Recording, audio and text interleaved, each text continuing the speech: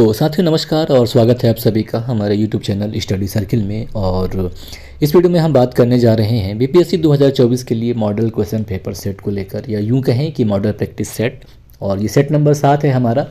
जहां तक एग्ज़ाम की अगर हम बात करें तो जो अभी अपडेट्स आ रहे हैं, 4 दिसंबर है आज, और अब तक कुछ अपडेट्स तो नहीं आ पाए हैं फ़िलहाल, बस यहाँ वहाँ न्यूज़ में ही चल रहा है, बाकी ऑफिशियल कुछ आया नहीं है। तो 13 को ही मान के चल रहे हैं अब। और ये रंगों की बात चल रहा है, नॉर्मलाइजेशन की बात चल रहा है, तो कुछ क्लियर नहीं है। तो इस पे आप मत इस पे ध्यान दीजिए, आप तो बस अपने गोल पे डटे रहिए। और देखें जो पहला प्रश्न है हमारा कि भारत में किस पंचवर्षीय योजना में सामाजिक न्याय और भागीदारी के साथ विकास पर जोर दिया गया था।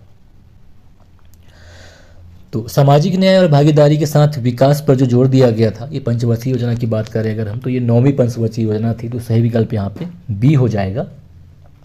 तो 9वीं पंचवर्षीय योजना, जिसका जो समय था 1997 से 2002 तक था।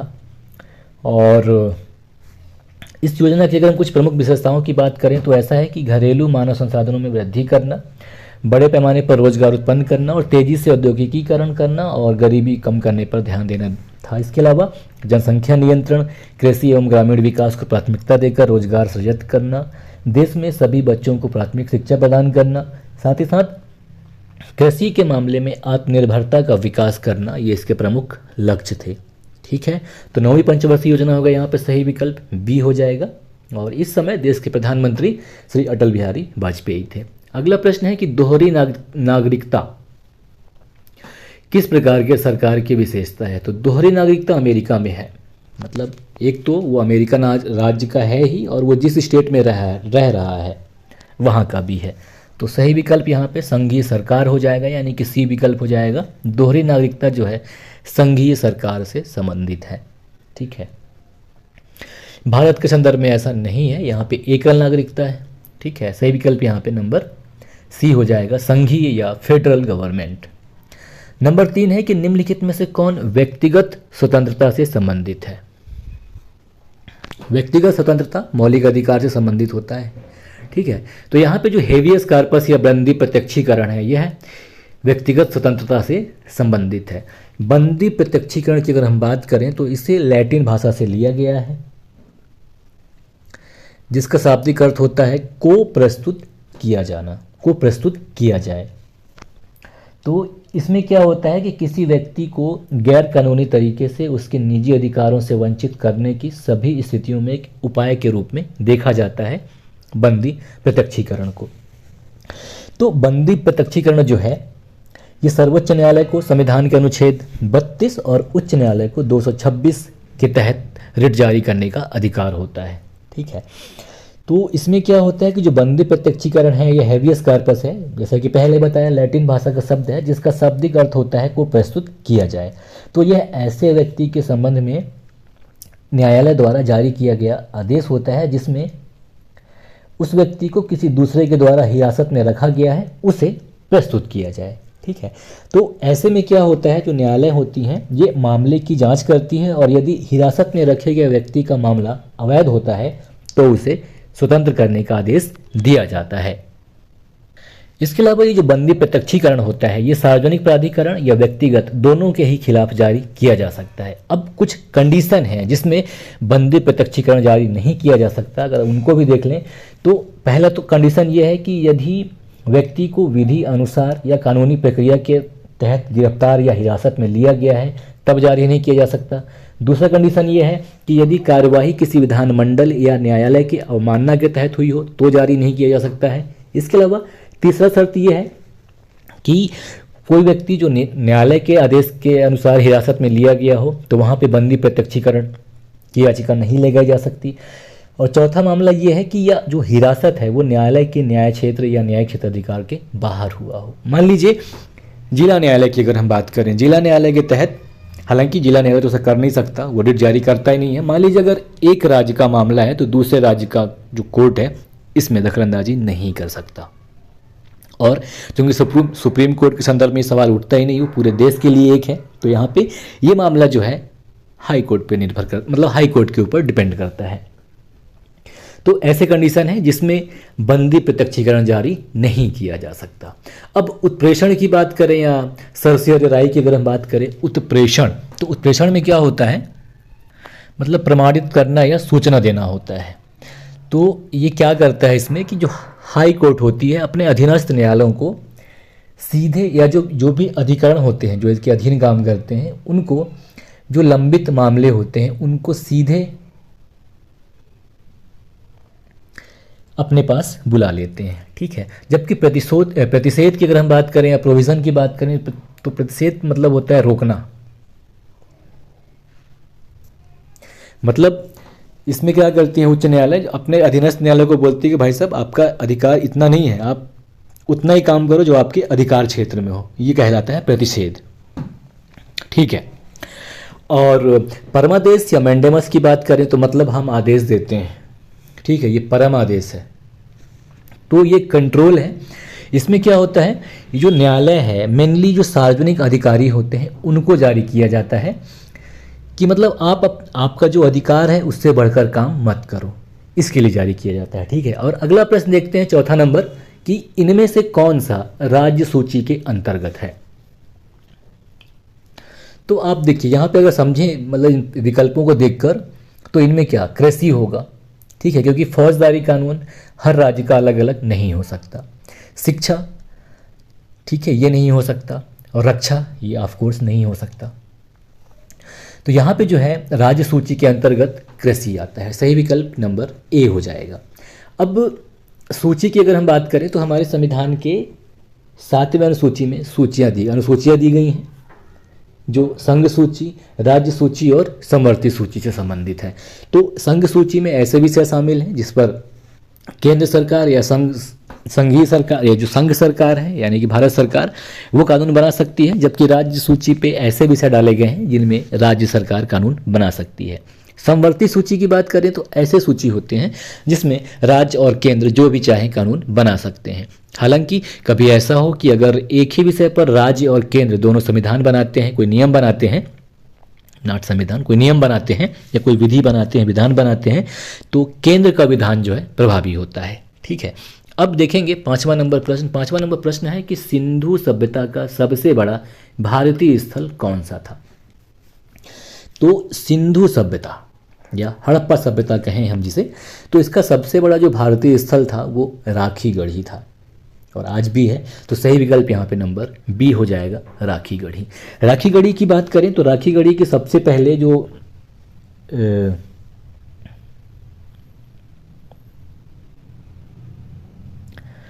मतलब राखीगढ़ी जो कि हिसार में स्थित है और यह सिंधु सभ्यता का सबसे बड़ा स्थल है। इसके अलावा थोड़ी सी अगर हम लोथल की बात कर लें तो लोथल गुजरात में स्थित है, जिसे कि आर राव के द्वारा 1953 में उत्खनन किया गया था और यह भोगवा नदी का तट पर स्थित है।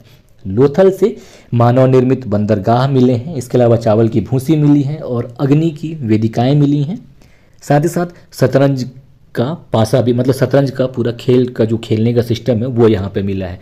तो प्रश्न कभी कभी ये भी आता है कि शतरंज का खेल किन्होंने आविष्कार किया था, तो हड़प्पा वासियों ने किया था, ठीक है। अब धौलावीरा की अगर हम बात कर लें, जिसे कि हाल ही में यूनेस्को की विश्व धरोहर सूची में शामिल भी किया गया है, तो इसे 1985 में R.S. विष्ट जी के द्वारा उत्खनित किया गया था और यह गुजरात में स्थित है, धौलावीरा कच्छ के रन में। और यहाँ पे उच्च किस्म का जल निकासी प्रबंधन पाया गया है, ठीक है, और इसीलिए इसे यूनेस्को के विश्व धरोहर सूची में शामिल किया गया है। चान्होदड़ू की अगर हम बात कर लें तो चान्होदड़ू को N.G. मजमूदार जी के द्वारा 1931 में यहाँ का उत्खनन किया गया था।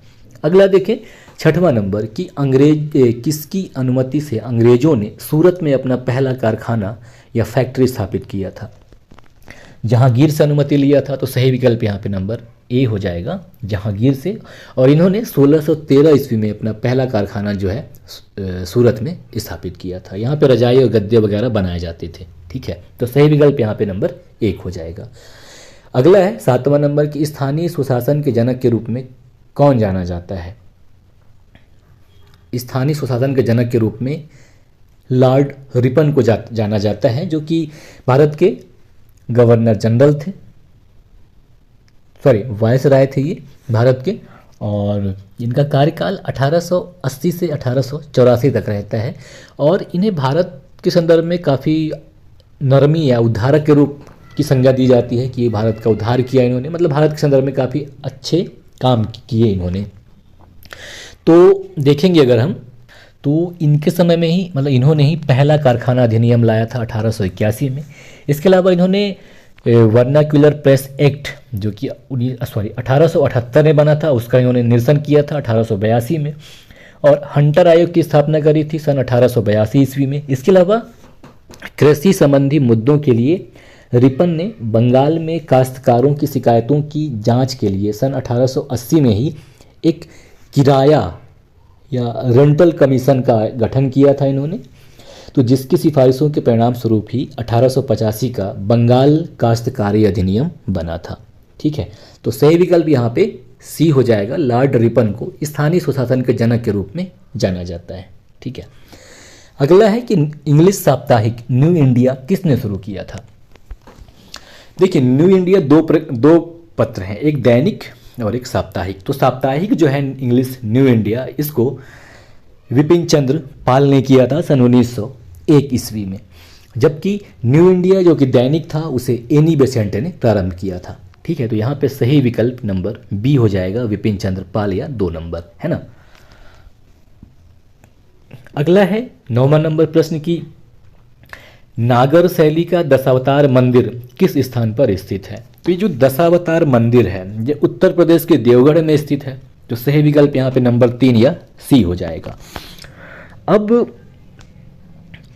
देवगढ़ में जो नागर शैली का मंदिर है तो उसकी अगर हम बात करें, तो हालांकि नागर शैली की अगर हम बात करें तो जो वर्तमान में जो अयोध्या में जो राम मंदिर है ये भी नागर शैली का मंदिर है।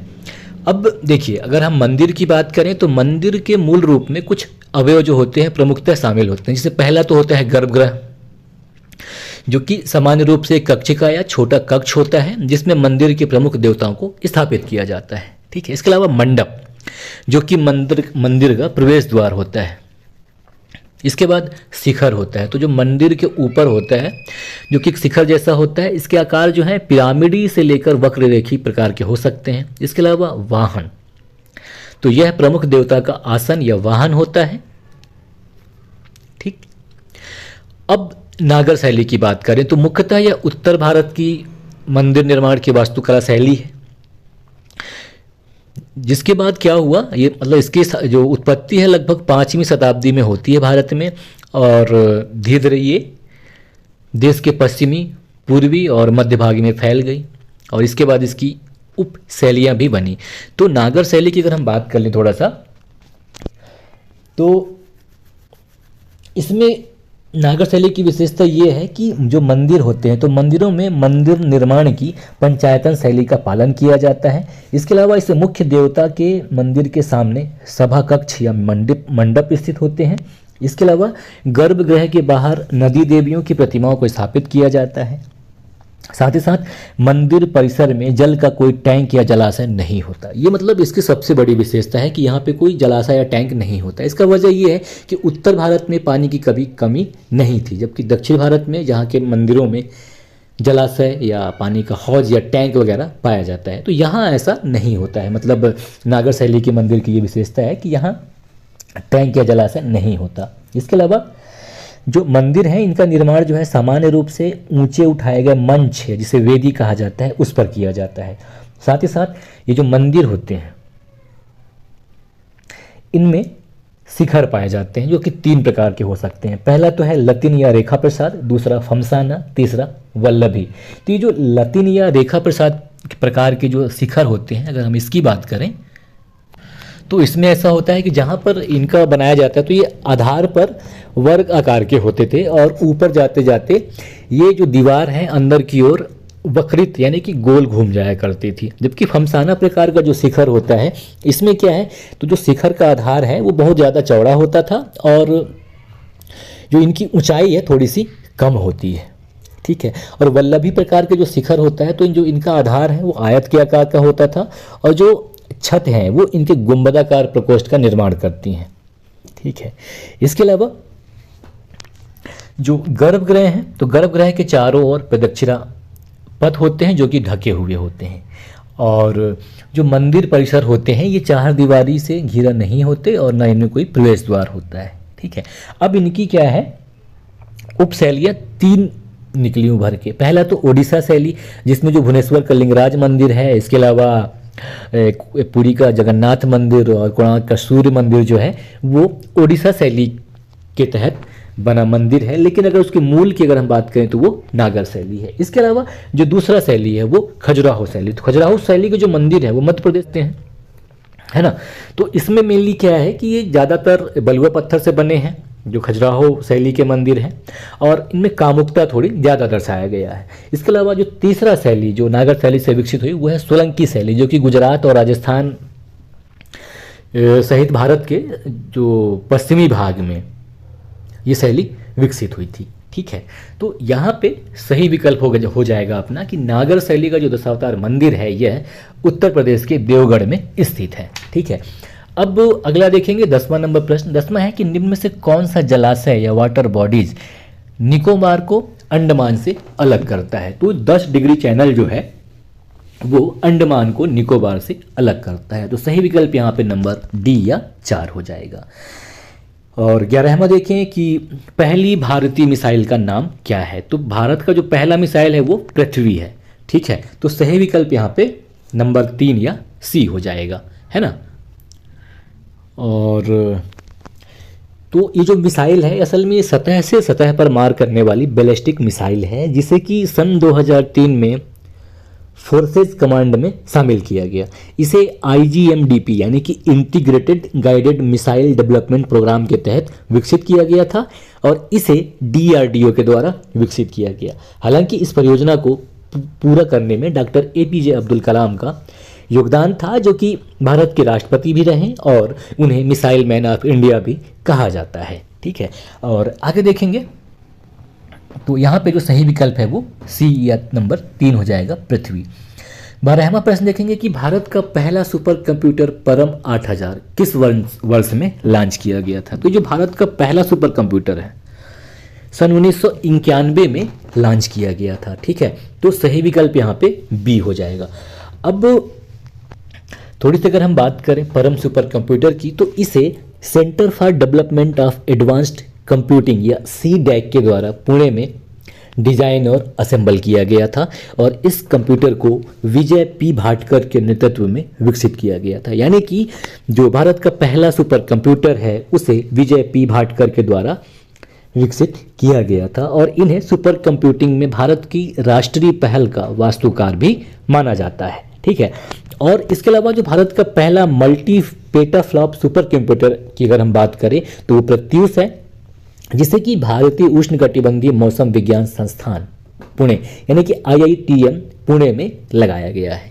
ठीक है, तो यहाँ पे सही विकल्प हो जाएगा कि भारत का पहला सुपर कंप्यूटर जो है जिसका नाम परम 8000 है, इसे सन 1991 में लॉन्च किया गया था। अगला है 13वां नंबर, ये बिल्कुल करंट अफेयर का न्यूज है। देखिएगा कि उत्तर प्रदेश सरकार ने प्रयागराज के महाकुंभ क्षेत्र को, जहाँ पे मेला लगता है, एक नया जिला घोषित किया है जिसे महाकुंभ मेला यानी कि उस जिले का नाम है महाकुंभ मेला जिला के रूप में जाना जाएगा। महाकुंभ मेला जिले के निर्माण के साथ अब उत्तर प्रदेश में कुल कितने जिले हैं। तो उत्तर प्रदेश में इस जिले के निर्माण के पूर्व जिलों की संख्या 75 थी, तो वर्तमान में अब 76 हो गया है। तो सही विकल्प यहाँ पे बी हो जाएगा। अगला है 14वां नंबर प्रश्न कि त्रिपुरा का स्थापना दिवस कब मनाया जाता है। तो त्रिपुरा का स्थापना दिवस जो है 21 जनवरी को मनाया जाता है। तो सही विकल्प यहाँ पे डी हो जाएगा, 21 जनवरी। तो त्रिपुरा की थोड़ी सी अगर हम बात कर लें तो त्रिपुरा जो कि असम बोलता हूँ, बांग्लादेश से बिल्कुल सट के लगा हुआ है और इसकी सीमा थोड़ी सी म्यांमार से भी मिलती है और इसके बाद मिजोरम आती है ना। कि अगर आप पूर्वोत्तर भारत का मैप देखें तो बड़ा ही बेहतरीन नज़ारा दिखता है। हालांकि त्रिपुरा की राजधानी काफ़ी अच्छा खूबसूरत जगह है, अगरतला है, और ये भारत का तीसरा सबसे छोटा राज्य है जिसका क्षेत्रफल 10,491 वर्ग किलोमीटर है।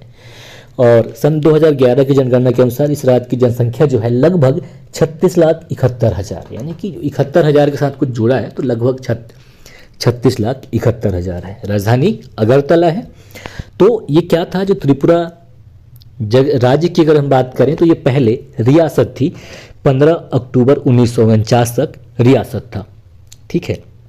इसके बाद जो यहाँ के जो अंतिम राजा, जिनका नाम था वीर विक्रम किशोर माणिक्य, तो उनका सन 1947 में निधन हो गया। तो उसके बाद महारानी ने कार्यभार संभाला। फिर क्या हुआ, और इस कार्यभार संभाला और राज्य किया। फिर क्या हुआ, भारत संघ में इसका विलय किया गया। प्रारंभ में यह जब विलय किया गया यानी कि 1949 में, तब जो ये राज्य था त्रिपुरा राज्य भाग सी के अंतर्गत आने वाला राज्य था। और सन 1956 में राज्यों के पुनर्गठन के पश्चात यह केंद्र शासित प्रदेश बन गया त्रिपुरा।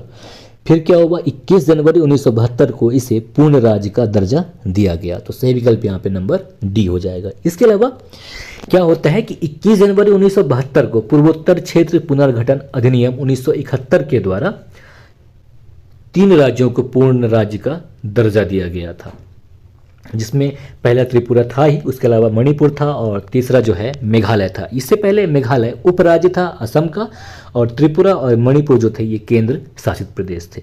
ठीक, तो सही विकल्प यहाँ पे नंबर डी या 4। अगला देखिए 15वां नंबर कि निम्नलिखित में से कौन सा देश सार्क का सदस्य नहीं है। तो थोड़ी सी अगर हम सार्क की बात कर लें, जो थोड़ी सी South Asian Association for Regional Cooperation यानी कि दक्षिण एशियाई सहयोग संगठन, तो सार्क का सदस्य देश जो है इनमें से चीन नहीं है। ठीक, तो सार्क का गठन जो है 8 दिसंबर 1985 को किया गया था और इसका सचिवालय जो है काठमांडू में स्थित है, जिसे 17 जनवरी 1987 को काठमांडू में स्थापित किया गया था। और हालांकि जो सार्क है इसके सदस्य देशों की संख्या 8 है। प्रारंभ में इसके सदस्य देशों की संख्या 7 थी। वर्ष 2005 में जब सार्क का 13वां वार्षिक शिखर सम्मेलन हुआ, तब इसका अफगानिस्तान 8वां सदस्य बना। अब शिखर सम्मेलन की बात करें तो शिखर क्या होता है कि जो देश का जो टॉप लीडर होता है, लीडर इन जो टॉप गवर्नमेंट बॉडी होता है, यानी कि प्रधानमंत्री, यानी कि जो उस देश में जो शासनाध्यक्ष होता है, तो भारत के संदर्भ में प्रधानमंत्री हैं, तो वो जब यानी कि सभी देश के बड़े पोस्ट वाले यानी कि प्रधानमंत्री या जहाँ राष्ट्रपति है वहाँ राष्ट्रपति, वो आपस में मिलके मीटिंग करें तो इसे या सम्मेलन करें तो शिखर सम्मेलन कहलाता है। तो 2005 में जब 13वां वार्षिक शिखर सम्मेलन हुआ था, तब अफगानिस्तान को सार्क का 8वां सदस्य बनाया गया था। तो जैसे कि सार्क यानी कि south Asian Association for Regional cooperation या दक्षिण एशियाई क्षेत्रीय सहयोग संगठन, या हिंदी में जिसे दक्षेस भी कहा जाता है, तो इसकी स्थापना 8 दिसंबर 1985 को ढाका में सार्क चार्टर पर हस्ताक्षर करने के साथ किया गया था।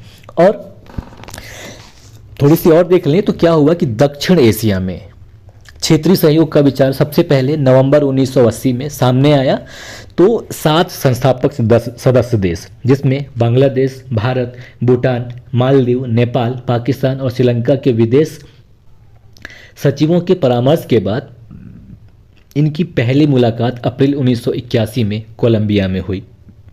तब जाकर फिर क्या हुआ, सार्क चार्टर बना और 8 दिसंबर 1985 को सार्क चार्टर पर हस्ताक्षर किया गया। और इसकी स्थापना जो सबसे पहले हुआ यानी कि जो पहला सम्मेलन हुआ कहाँ हुआ, तो बांग्लादेश में हुआ। ठीक है, अब बात करें कि जो सार्क है असल में किस सिद्धांत पर काम करता है, तो ये प्रभुत्व समानता, क्षेत्रीय अखंडता, राजनीतिक स्वतंत्रता और अन्य राज्यों के आंतरिक मामलों में गैर हस्तक्षेप एवं पारस्परिक लाभ के सिद्धांत पर काम करता है।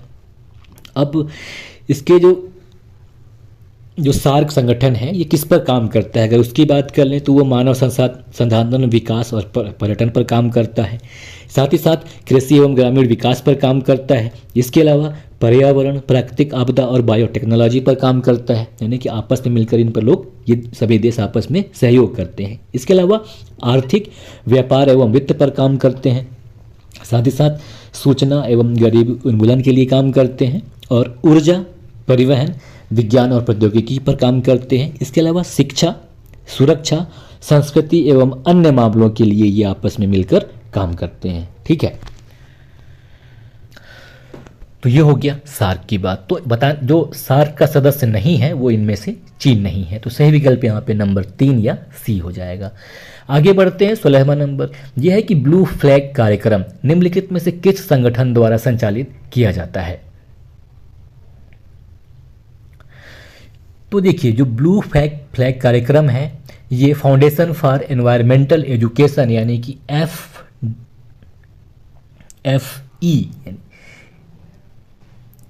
यानी कि विकल्प 1 फाउंडेशन फॉर एनवायरमेंटल एजुकेशन संगठन के द्वारा संचालित किया जाता है। मुख्यतः ज्यूरी इसके होते हैं।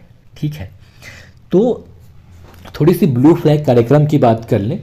वर्ष 2022 में क्या हुआ कि लक्षद्वीप के 2 बीचों को, जिसका एक का नाम है मिनिकाय थुंडी बीच और दूसरा है कदमत बीच, इसे ब्लू फ्लैग का प्रमाणन या टैग दिया गया था। तो यह चर्चा में आया और मैं भी पूछ सकता है बीपीएससी। तो ब्लू फ्लैग कार्यक्रम की अगर हम बात करें तो ये एक अंतर्राष्ट्रीय स्तर पर मान्यता प्राप्त एक इको लेबल है। ब्लू फ्लैग टैग जो है यानी कि ब्लू फ्लैग प्रमाणीकरण की अगर हम बात करें तो अंतर्राष्ट्रीय स्तर पर मान्यता प्राप्त इको लेबल है, जिसे कि 33 मानदंडों के आधार पर किसी बीच को प्रदान किया जाता है। तो इन मानदंडों में जो 4 प्रमुख शीर्षक अगर हम की बात करें तो वो कुछ ऐसे हैं। पहला है कि पर्यावरण, शिक्षा और सूचना। दूसरा, स्नान के पानी की गुणवत्ता यानी कि जिस पानी में वहाँ जो लोग जा रहे हैं, वो जो लोग नहा रहे हैं, उसकी गुणवत्ता क्या है। तीसरा, पर्यावरण प्रबंधन पर क्या काम कर रहा है। और चौथा यह है कि समुद्र तटों पर संरक्षण और सुरक्षा सेवाओं की क्या व्यवस्था है। मुख्यतः ये टॉपिक हैं जिनके आधार पर जो ये FFE है यानी कि फाउंडेशन फॉर एनवायरमेंटल एजुकेशन है, यह ब्लू फ्लैग टैग देने का काम करता है। तो ये जो ब्लू फ्लैग है, असल में ये समुद्र तट, ये जो ब्लू फ्लैग समुद्र तट होते हैं, ये दुनिया के सबसे साफ समुद्र तट माने जाते हैं। और यह इको टूरिज्म का एक मॉडल है जो कि पर्यटक या जो समुद्र तट पर जो आने वाले हैं उनको नहाने के लिए साफ एवं स्वच्छ जल सुविधाएं, सुरक्षित एवं स्वस्थ वातावरण प्रदान करने के साथ साथ क्षेत्र के सतत विकास को बढ़ावा देने का प्रयास करता है। यानी कि अगर किसी भी बीच को ब्लू फ्लैग का टैग मिल गया है तो इसका मतलब यह है कि वहाँ पर पर्यटन ऑटोमेटिक बढ़ जाता है, क्योंकि वहाँ पे जो कुछ स्टैंडर्ड हैं वो ज़्यादा अच्छे हैं। ठीक है, इसके अलावा ये जो ब्लू फ्लैग टैगिंग है, इसमें UNEP यानी कि संयुक्त राष्ट्र पर्यावरण कार्यक्रम और संयुक्त राष्ट्र विश्व पर्यटन संगठन और ये जो FFE है यानी कि फाउंडेशन फॉर एनवायरमेंटल एजुकेशन, जो कि डेनमार्क की एक संस्था है, और international union for conservation of nature से गठित जूरी के द्वारा यह प्रदान किया जाता है, जिसमें सबसे ज़्यादा रोल जो है वो FFE का होता है यानी कि फाउंडेशन फॉर एनवायरमेंटल एजुकेशन का होता है। तो भारत में ऐसे 12 समुद्र तट हैं। 2 तो पहले बता दिया कि वर्ष 2022 में मिला था, मिनिकाय थुंडी बीच को और कदमत बीच को, जो कि लक्षद्वीप में है, जबकि गुजरात से शिवराजपुर है और घोघला दमन एवं दीव से है। कासरकोड और पदुबिक्री ये कर्नाटक के 2 बीच हैं। इसके अलावा कप्पड़ यह केरल का बीच है और रुसिकोंडा जो कि आंध्र प्रदेश का बीच है। गोल्डन बीच उड़ीसा का है। राधानगर तट जो कि अंडमान एवं निकोबार द्वीप समूह का है और कोवलम ये तमिलनाडु का बीच है और ईडन जो कि पुदुचेरी का बीच है, जिसे भारत में कुल 12 ऐसे समुद्री तट हैं या समुद्री बीच हैं जिन्हें ब्लू फ्लैग टैग का प्रमाण पत्र प्रदान किया जा चुका है। ठीक है, तो यहाँ पे सही विकल्प नंबर 1 हो जाएगा। आगे बढ़ें, देखिए 17 नंबर प्रश्न। 17 नंबर प्रश्न है कि निम्नलिखित में से कौन सी भाषा संयुक्त राष्ट्र की आधिकारिक भाषा नहीं है। तो संयुक्त राष्ट्र की आधिकारिक भाषा जो है तुर्की नहीं है, क्योंकि तुर्की के लिए प्रस्ताव किया गया है और प्रस्तावित भाषाओं में तुर्की तो है ही, इसके अलावा पुर्तगाली है, हिंदी है और बंगाली है। तो संयुक्त राष्ट्र संघ की जो आधिकारिक भाषा है मुख्यतः 6 है, जिसमें चीनी है, अंग्रेजी है, फ्रेंच है, रूसी, स्पेनिश और अरबी है। ठीक, तो सही विकल्प यहाँ पे नंबर 4 हो जाएगा कि यह आधिकारिक भाषा नहीं है। 18वां प्रश्न है कि निम्नलिखित में से कौन सा देश दक्षिण चीन सागर के किसी भाग पर क्षेत्रीय दावा नहीं करता है? जापान, चीन, ब्रुनेई, मलेशिया। अब देखिए, दक्षिणी चीन सागर बड़ा विवादित मुद्दा है, ये मैप भी देख सकते हैं आप, है ना। तो दक्षिणी चीन सागर के किसी भी भाग पर क्षेत्रीय दावा जो नहीं करता है वो देश जापान है। अब दक्षिण चीन सागर की अगर हम बात करें तो इसकी सीमा जो है ब्रुनेई, कंबोडिया, चीन, Indonesia, Malaysia, Philippines, Singapore, Taiwan, Thailand और वियतनाम से लगती है। इसके अलावा दक्षिणी चीन सागर में 3 द्वीप समूह शामिल हैं। पहला है स्प्रैटली द्वीप समूह, दूसरा है पार्सल द्वीप समूह और तीसरा है मैकल्सफील्ड बैंक एवं स्कारबोरो सोल। तो जो स्कारबोरो सोल है, यहाँ पे चीन और फिलीपींस अपना दावा करते हैं, जबकि पार्सल द्वीप समूह की बात करें तो यहाँ पे चीन, वियतनाम और ताइवान दावा करते हैं, और स्प्रैटली द्वीप समूह की बात करें तो यहाँ पे ताइवान, वियतनाम, फिलीपींस, चीन और मलेशिया दावा करते हैं। ठीक है, तो ऐसी दशा में सही विकल्प यहाँ पे नंबर 1 हो जाएगा कि जापान, जो कि दक्षिणी चीन सागर पर अपना क्षेत्रीय दावा नहीं करता है। ठीक है, तो आगे बढ़ें। देखिए 19वां नंबर प्रश्न कि नवंबर 2023 में किस स्थान को विश्व का 8वां आश्चर्य घोषित किया गया है? तो यह अंगकोर वाट मंदिर को किया गया है, जो कि कंबोडिया में स्थित है। तो सही विकल्प यहाँ पे नंबर 2 या बी हो जाएगा। ठीक है, अगला है 20वां नंबर प्रश्न कि निम्नलिखित में से कौन सा एक कथन ध्रुवीय संहिता या ध्रुवीय कोड का सर्वोत्तम वर्णन करता है? तो ध्रुवीय संहिता की अगर हम बात करें तो ये इसका सही विकल्प ये है कि ध्रुवीय जलराशियों में परिचालन कर रहे जहाज़ों के लिए सुरक्षा की अंतर्राष्ट्रीय संहिता है। यह ये ध्रुवीय कोड है, तो ध्रुवीय जलराशियों में जो जहाज चल रहे हैं उनके लिए सुरक्षा की अंतर्राष्ट्रीय संहिता है। ठीक, तो सही विकल्प यहाँ पे नंबर 1 हो जाएगा।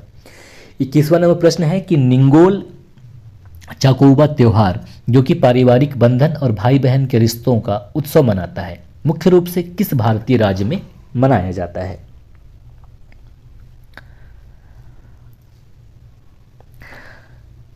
तो सही विकल्प यहाँ पे बी हो जाएगा कि यह मणिपुर राज्य का त्योहार है। ठीक है, और 22वां नंबर प्रश्न है कि अक्टूबर 2024 में, बिल्कुल करंट अफेयर है, आयोजित 75वें फ्रैंकफर्ट अंतर्राष्ट्रीय पुस्तक मेले में किस देश को सम्मानित अतिथि के रूप में आमंत्रित किया गया था? इटली को किया गया था। सही विकल्प यहाँ पे बी हो जाएगा। भारत ने भी यहाँ गया था। भारत की तरफ से जो साहित्य अकादमी है वह यहाँ प्रतिनिधित्व कर रही थी। ठीक है, सही विकल्प यहाँ पे बी हो जाएगा, इटली। 23वां नंबर प्रश्न है कि 1 सितंबर 2025 से शुरू होने वाले दूसरे कार्यकाल के लिए विश्व व्यापार संगठन के महानिदेशक के रूप में किसे फिर से नियुक्त किया गया है? यानी कि ये पूछ रहा है कि WTO के जो महानिदेशक हैं वो कौन है? तो वो है एनगोजी ओकोंजो इवेआला। सही विकल्प यहाँ पे नंबर 1 हो जाएगा। ठीक है, अब अगला देखिए 24 नंबर की नेशनल सिक्योरिटीज डिपॉजिटरी लिमिटेड यानी कि NSDL के प्रबंध निदेशक और मुख्य कार्यकारी अधिकारी के रूप में किसे नियुक्त किया गया है? तो ये विजय चंदोक हैं। तो सही विकल्प यहाँ पे नंबर बी हो जाएगा। हमारा अंतिम प्रश्न है कि भारत का मूल संविधान किनके द्वारा हस्तलिखित किया गया था? ये बड़ा कंट्रोवर्शियल हो गया था इसके लिए, तो ये यहाँ पे जो सही विकल्प है वो हो जाएगा प्रेम बिहारी नारायण रायजादा। इनके द्वारा जो हमारा मूल संविधान है ये हाथ से लिखा गया था। बड़ा बेहतरीन इन्होंने लिखा है। ठीक है, सही विकल्प यहाँ पे नंबर 3 हो जाएगा। बाकी एग्जाम के लिए आपको बेस्ट ऑफ लक। नमस्कार, जय हिंद।